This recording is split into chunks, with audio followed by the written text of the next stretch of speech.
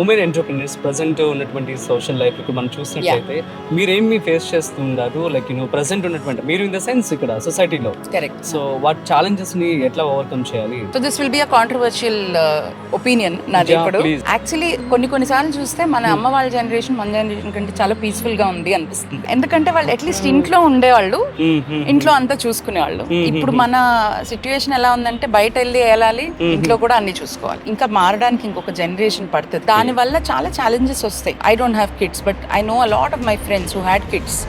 And ఒక తల్లి అయ్యాక తన బాధ్యతలు మారిపోతాయి.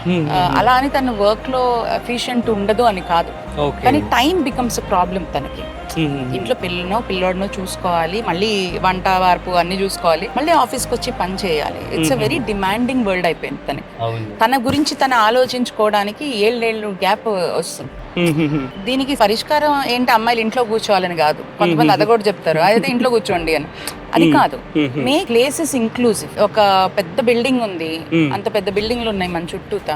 How many of those buildings have a crush facility? పిల్లల్ని తీసుకొచ్చి అక్కడ పెట్టి వాళ్ళ పనులు వాళ్ళు చేసుకుని మధ్య మధ్యలో వచ్చి చూసుకుంటూ వెళ్తారు. తల్లికి ఎంత బాధ అని చెప్పుకోవచ్చు. బాధ. వదిలేసి రావాలంటే బాధ, ఇక్కడ తీసుకురావాలంటే సదుపాయాలు లేవు. అది ప్రైవేట్ ఆర్గనైజేషన్స్ అయినా ఏదైనా అలాంటి సదుపాయాలు క్రియేట్ చేయగలగాలి. అలా క్రియేట్ చేసినప్పుడు ఒక ఈక్విటబుల్ వరల్డ్ వస్తుంది.